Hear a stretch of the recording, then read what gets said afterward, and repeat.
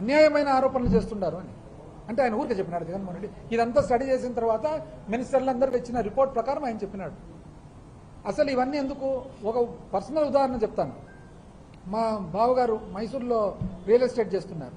ఒకరోజు అప్పట్లో AC Mysuru assistant commissioner దగ్గర పోయి ఈ లేఅవుట్ అని చెప్పి ఆయన ఏసీ ఉండి వద్దండి మీరంటే మేము కడతాం కదా నాన్ అగ్రికల్చర్ ఫీ అంటే ఆయన ఏమైనా తెలిసినా ఏసీ ఆ రోజు వద్దండి, ఎందుకు దయచేసి అనవసరంగా ప్లాట్లు వేస్తారు, ఇంత దూరం వచ్చి ఎవరు వచ్చి ఇల్లు కట్టుకుంటారు అనుకుంటున్నారు, ఈడేం పని ఉందే, ఈడేం బడి ఉందే, ఈడేం గుడి ఉందే, ఏమొస్తారు, మీరు చాలా డ్యామేజ్ చేస్తున్నారన్నారు.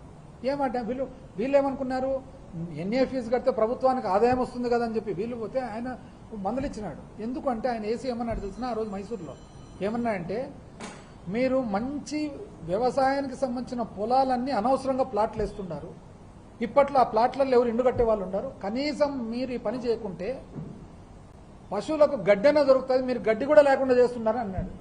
చూడండి ఇంత ఆలోచనతో అన్నాడు ఆ రోజు చేసి. ఇంకొక నా సొంత అనుభవం చెప్తా. కియా ఫ్యాక్టరీ ఇనాగ్రేషన్కు జగన్మోహన్ రెడ్డి గారు బిజీ ఉండి నన్ను బొమ్మంటే నేను పోయింటి ఫస్ట్ కార్ ఇనాగ్రేషన్. ఆ తర్వాత రాత్రి బెంగళూరు నుండి మరుసటి రోజు పొద్దున నేను విజయవాడకు వస్తున్నా ఫ్లైట్. ఫస్ట్ 2 సీట్లలో నేను మాతో పాటు సెక్రటరీ కూర్చుంటే మా పక్క సీట్లోనే కియా ఎండి కొరియా అంబాసిడర్, అంటే భారతదేశానికి కొరియా అంబాసిడర్ కూడా వచ్చినాడు ఇనాగ్రేషన్.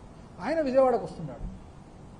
పక్కనే చిన్న ప్లేన్ కదా ఏటీఆర్, పక్క సీట్లు కాబట్టి వాళ్ళు మాట్లాడేది మేము పైగా ముందు రోజు అంతా కలిసే ఉన్నాం కాబట్టి పరిచయం కాబట్టి మాట్లాడుతుంటే ఆయన ఏమన్నా తెలిసిన అంబాసిడర్ ఎండీతో. సో ఎక్కడ ఈ రాజధాని అంటే ఆ ఎండీ చూపిస్తున్నాడు రాజధాని ఇక్కడ అంటే ఆయన ఉండి హోమ్ మై గాడ్ అని ఏమంటే ఈ పచ్చటి పొలాలు దీన్నే అంటే దీని బిల్డింగ్లు కడతారు ఇక్కడ అన్నాడు. ఇది సాక్షాత్తు నా చెవులతో నేను అంటే కొరియా నుంచి వచ్చిన ఆయనకు ఉన్న ఆలోచన అన్నా కనీసం మనకు అట్లా అన్నాడు. ఓ మై గాడ్ అని ఏమంటే ఈ పచ్చటి పొలాలు, ఎందుకంటే ప్లేన్ ల్యాండ్ అయ్యేటప్పుడు పచ్చగా ఉంటుంది మొత్తం ఆ ప్రాంతం. ఈ పరిస్థితులు పెట్టుకొని ఏమనంటే దేవుళ్ళ రాజధాని మంచిదే, సంతోషం, మాకు కూడా భక్తి ఉంది అందరికీ, మేము కూడా పూజ చేసుకుంటాం, దేవుణ్ణి మనసులో పెట్టుకుంటాము, మానవ సేవ మాధవ సేవ అనేది మా ఇది కదా. మీకు దేవుళ్ళ రాజధాని అమరేశ్వరుడి గుడి ఇంతవరకు నాకు తెలియక అడుగుతా, అమరేశ్వరుని గుడి ఎక్కడుంది యాక్చువల్గా?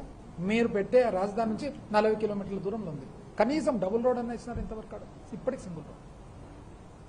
ఆ గుడికి అమరేశ్వరుని గుడి పేరు అమరావతి పెట్టుకొని అమరావతి దేవుళ్ళ రాజధానిని మార్కెటింగ్ చేసుకుంటున్నారు కదా, ఆ గుడికి మీరు ఏమన్నా ఖర్చు పెట్టినారు ఇంతవరకు? గుడిలో ఏమన్నా మీరు 1 లక్ష రూపాయలు ఖర్చు పెట్టినారో మాకు తెలియజేయండి. బుద్ధుణ్ణి చూపిస్తారు, బుద్ధుణ్ణి అమరావతి అంటేనే బుద్ధుడు తమాష తెలిసిన ఆంధ్ర రాష్ట్ర ప్రజలకు. ఆ బుద్ధుని విగ్రహం పెట్టినది ఎవరు తెలిసిన? రాజశేఖర రెడ్డి గారు. చూడెట్టుంది కాలచక్రం అని పెట్టి బౌద్ధిజంలో ఇన్ని సంవత్సరాల తర్వాత ఒక ఇది జరిగితే ఆ రోజు బుద్ధుని విగ్రహం మ్యూజియం రాజశేఖర రెడ్డి గారు కట్టించినారు, దాన్ని మీరు వాడుకుంటారు. అందుకని సోషల్ మీడియాలో ఈ ట్రోల్స్ చూడండి, కొంతమంది ఏం పెట్టాల్సిన అంతేముంది, ఒక 3 నెలలు వెయిట్ చేయండి అని. ఏం అర్థం కాలేదు, 3 నెలలు ఏం వెయిట్ చేయండి అంటే వర్షాలు పడతాయని తెలిసిపోతుంది కదా. అంటే యువకులు కాలేజీలో చదివే పిల్లోళ్ళు 3 నెలలు వెయిట్ చేయండి అని అంటున్నారు. అంటే మీకు ఇంత చెప్తుంటే కూడా మీకు మళ్ళీ మమ్మల్ని తప్పుపడతారు, నోటికి వచ్చినట్లు అక్క అంట, చెల్లెలంట, భార్య అంటే ఏంటి భాష. సరే అది మితికల్గా దేవుళ్ళ రాజధాని సంతోషమే. శ్రీబాగ్ ఒప్పందం అయితే మన కళ్ళెదురుగా జరిగినది, అంటే మనకు కాకుండా మన తండ్రి గారి తాతగారి కళ్ళెదురుగా జరిగినది కదా. మీకేమాత్రం ఉందా దాని మీద? నిజం చెప్పాలంటే ఎక్కడ లేదు అసలు. ప్రభుత్వమే రియల్ ఎస్టేట్ వ్యాపారం చేసేదానికి చేపట్టింది. ఇప్పుడు మీరు గమనియండి, నారాయణ గారు మళ్ళీ నిన్న చెప్తున్నారు ఇప్పటి నుంచి 20 ఏళ్లలో 10 కోట్లు అవుతుంది. అసలు మీకు ఎందుకండి ఎన్ని కోట్లు అవుతుంది ప్రభుత్వంలో? మీకెందుకు రియల్ ఎస్టేట్ అసలు మీకు ఏం సంబంధము? నువ్వు ప్లానింగ్ చేసి ఇది కమర్షియల్ అను, ఇది రెసిడెన్షియల్ అను, ఇదను వాళ్ళు చేసుకుంటారు. 30,000 ఎకరాలు 35,000 ఎకరాలు తీసుకున్నారు. తీవ్ర అసంతృప్తులు రైతున్నారు. మళ్ళీ ఇప్పుడు 50,000 ఎకరాలు తీసుకుంటారు. మళ్ళీ పైగా ఏమంటారు తెలిసిన మాట మాట్లాడితే పెట్టుబడి రావడం లేదంట. ఎందుకు రావడం లేదంటే జగన్మోహన్ రెడ్డి గారు వస్తారేమో అని భయపడంట. జగన్మోహన్ రెడ్డి గారు వస్తారని మీరే చెప్తున్నారు, అంతే కదా? రోజు చెప్తున్నారు మీరే, మాకంటే కూడా ఎక్కువ మీరు చెప్తున్నారు యాక్చువల్ జగన్మోహన్ రెడ్డి గారు వస్తున్నారు, అంతే కదా? అపోజిషన్లో ఉండే జగన్మోహన్ రెడ్డిని చూసే మీరు అంత భయపడితే ఒక్కటన్నా శ్వేతపత్రం ఇంతవరకు రిలీజ్ చేసినారా? ఇంతమంది 28,500 మంది రైతుల భూములు తీసుకున్నామే. భూములు తీసుకున్న తర్వాత ఆ భూములలో ఎంతమంది ఇంతవరకు గృహప్రవేశం చేసినారు? ఎంతమంది కరెంట్ కనెక్షన్ ఇచ్చినారు? అసలు ఎంతమంది ప్లాట్ హ్యాండ్ ఓవర్ చేసినారు? మీరు హై ఎక్స్పెక్టేషన్స్. దేవతల రాజధాని ఒకవైపు, టోక్యో అని ఒకవైపు, ప్రపంచాన్ని తలదన్నే అంటే ప్రపంచంలో ఇన్ని 100 సంవత్సరాల నుంచి ఎవ్వరు కూడా ఒక్క లీడర్కు కూడా తెలివి లేదు మనకు తప్ప. అంతే కదా. ఇంకా ప్రపంచాన్ని ఇప్పుడు 3 ఏళ్లలో తలదన్నే తప్పుడు, 3 సంవత్సరాలు ప్రపంచాన్ని తలదన్నే. సేమ్ ఇట్లే super 5, super 6, super 7 high expectations పెడతారు పబ్లిక్. ఆ టయానికి గట్టెక్కుతారు, గట్టెక్కిన తర్వాత మళ్ళీ ఇబ్బంది పడతారు. మళ్ళీ ఆ కోపమంతా మా మీద. ఇప్పుడు ప్రతిపక్షం ఏం చేయాలయ్యా? మేము ఇది తప్పు ప్రజల తరఫున మాట్లాడాలన్నా లేదా? వద్దా మాట్లాడేది? సబ్జెక్ట్ తెలిసి రైట్ అనాలన్నా, రాంగ్ అనాలన్నా? ఇప్పుడు హైదరాబాద్లో సాయిల్ బేరింగ్ కెపాసిటీ 35, బెంగళూరులో 30, చెన్నైలో 15, అమరావతిలో 9. ఇది మాకు తెలుసు, చెప్పాలన్నా వద్దా పబ్లిక్? మా బాధ్యత కదా. ఏమనంటే పీపీపీ, మాకు తెలిసి పీపీపీ కాదు, పాడు కాదు, ఎస్పీపీ, సీక్రెట్ ప్రైవేట్ పార్ట్నర్షిప్ వీళ్ళు చేసేదాన్ని. దాని తర్వాత ఇప్పుడు ఇంకోటి కొత్తది అంటే అమరావతి గురించి, అమరావతి కోసం పోరాటం చేస్తారు కొంతమంది. అమరావతి మాత్రమే ఉండాలా, చిరస్థాయిగా ఉండాలి, మంచిదే, సంతోషం. మేము కాదు. ఇప్పుడు అమరావతి జగన్మోహన్ రెడ్డి గారు అన్నారు కదా, వీఆర్ నాట్ అగైన్స్ట్ అమరావతి ఒక ప్రాంత పరంగా, మీ కాన్సెప్ట్ పరంగా క్లియర్ చెప్పినా కదా. మేము ప్రాంత పరంగా ఎప్పుడు అగైన్స్ట్ కాదు. మీ కాన్సెప్ట్ 1,00,000 ఎకరాలేంది, 2 లక్షల కోట్లేంది, ఏంది అసలు? ప్రజలు మీకు ఫస్ట్ ఫండమెంటల్ క్వశ్చన్, ప్రజలు మీకు ఒక రాజధాని బిల్డింగ్లు కట్టమన్నారా, ఒక నగరాన్ని కట్టమన్నారా? నగరాన్ని కట్టమని ఎవరు చెప్పినారు? మీ దగ్గర శక్తి ఉందా నగరం కట్టేదానికి? దీన్ని సమర్థించేదానికి పెద్ద పెద్దోళ్ళు ఎవరు తెలిసినా చెప్తా. అంత పెద్దోళ్ళే. మళ్ళీ పాపం నాకు రెస్పెక్టబుల్ పీపుల్ అందరూ కూడా, నేను వేరే విధంగా అనడంలే కానీ, వెంకయ్య నాయుడు గారు ఉపరాష్ట్రపతి గారు ఆయన ఏమంటారు, నేను రాజకీయాల్లో లేను కానీ అమరావతి రాజధానిగా ఉండాలి, ఇది ఆకాంక్ష. మంచి సంతోషం. జయప్రకాష్ రాజధాని రాజ్యాంగం మార్చేది సరికాదు, సంతోషం. ఎన్వి రమణ సుప్రీంకోర్టు మాజీ ప్రధాన న్యాయమూర్తి, అమరావతి నగరం రైతుల కష్టం త్యాగంలో నిర్మించారు. రైతులకు మీరు ఏం న్యాయం చేసినారు? రాఘవులు సిపిఎం 12 ఏళ్లైనా రాజధాని ఏర్పాటు చేసుకోలేదు. నారాయణ సిపిఐ, రేణుకా చౌదరి గారు అమరావతి ఫేమ్. దాని తర్వాత ఇంకొకరు భార్య చెల్లెలు సంబంధం. ఇప్పుడు ఒకటి కామనాలిటీ ఒకటి ఉంది, దీంట్లో ఒక కామన్ ఇష్యూ ఉంది, ప్రజలందరూ కూడా గమనియాలి, ఆంధ్ర రాష్ట్ర ప్రజలందరూ కూడా గమనియాలి. ఇప్పుడు నేను చెప్పిన వాళ్ళందరికీ ఒక కామనాలిటీ ఉంది. ఒక్కరన్నా వీళ్ళు ఆంధ్రప్రదేశ్లో నివసిస్తున్నారా?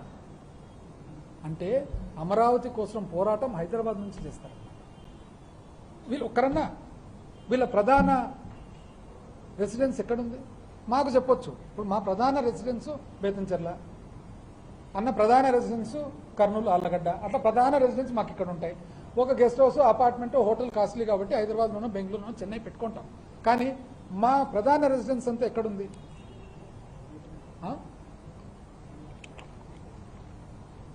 వీళ్లకు అక్కడ అందరూ కూడా అక్కడ కూర్చుంటారు అనమాట. కానీ ఎవరికి కూడా వీళ్లకు వెనకబడిన రాయలసీమ గురించి ఒక రోజున ఆలోచన చేసినారా? వెనకబడిన నార్త్ కోస్టల్ నుంచి ఒక రోజు ఆలోచన చేసినారా? వీళ్లకు ఈ మేధావులు ఎవరైతే ఉన్నారో, పెద్ద మనుషులు ప్లస్ మేధావులు, హైదరాబాద్ నుంచి అమరావతి కోసం పోరాటం చేసే వాళ్ళందరికీ నావి కొన్ని ప్రశ్నలు ఉన్నాయన్నమాట. ఫస్ట్ ప్రశ్న శ్రీబాగ్ ఒడంబడిక అనేది మీరు అసలు గౌరవిస్తున్నారా, మీరు కట్టుబడి ఉన్నారా? ఫస్ట్ ప్రశ్న. సెకండ్ ప్రశ్న, ఏదన్నా కానీ రాజధాని బిల్డింగ్లు అనేది ప్రజల మధ్యలో కడతారా, పచ్చటి పొలాలలో కడతారా? సెకండ్ ప్రశ్న. మూడోది, శివరామకృష్ణన్ కమిటీ రిపోర్ట్ కరెక్టా, మీరు దీనికి కట్టుబడి ఉన్నారా, నారాయణ కమిటీ రిపోర్టుకు కట్టుబడి ఉన్నారా?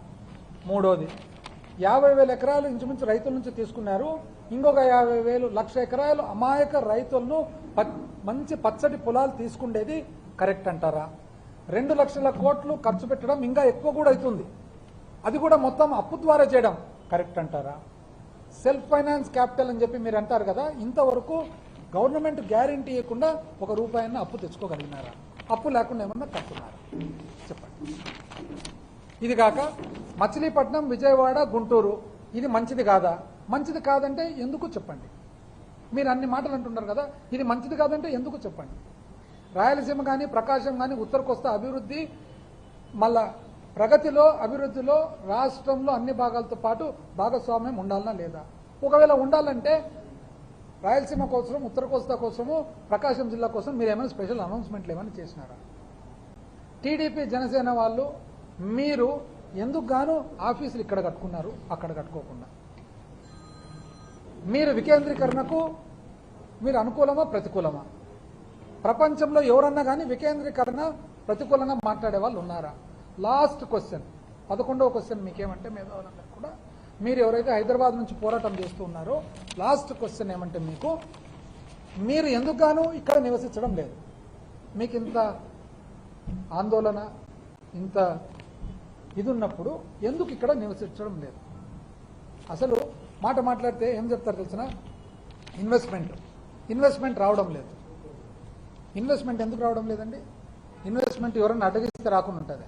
ఏదన్నా కానీ ఇన్వెస్ట్మెంట్ రావాలంటే లోపల స్ట్రెంగ్త్ ఉండాలా, బలం ఉండాలా.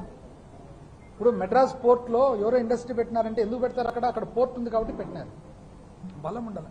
నిజం చెప్తున్నా, నేను కొంతమందితో విచారించిన ఈ మధ్య కాలంలో ఇదంతా జరిగేటప్పుడు ఏం జరుగుతుంది అక్కడ అని చూస్తే ఏమన్నారంటే, అక్కడ గుంటూరులో, విజయవాడలో ఏమన్నారంటే, అసలు ఇక్కడ పరిస్థితులు ఎట్లున్నాయంటన్నా వాళ్ళన్నా నాకు స్థానికులు, ఇంకా నేను విచిత్రం చెప్తా, స్థానికులు అక్కడ ఉన్న చౌదరీస్ అన్నారు నాకు, ఏం తెలుసునా, అధ్వానమైన పరిస్థితి అన్న. లేఅవుట్ వేసే లోపల నాన్ కన్వర్షన్ కావాలంటే ఎమ్మెల్యేకి ఇవ్వాలి, లాస్ట్కు పునాది రాయి వేస్తే ఎమ్మెల్యేకి ఇవ్వాలి, ఏ పని చేయాలన్నా కూడా ఎమ్మెల్యేకి పోయి ఇచ్చుకోవాలి. డబ్బులు ఏంది, ఎమ్మెల్యేలు ఏంది, అసలు ఆ పనే జరగనీరు అనేది వాళ్ళు చెప్తున్నారు అన్నమాట. అసలు ఇంకా ఏమనంటే సంపద సృష్టి. ఏమి సంపద సృష్టి? సంపద సృష్టి ఏమంటే, మా ఇంట్లో పనిచేసే పిల్లోడు, ఇది కూడా వాస్తవం చెప్తా,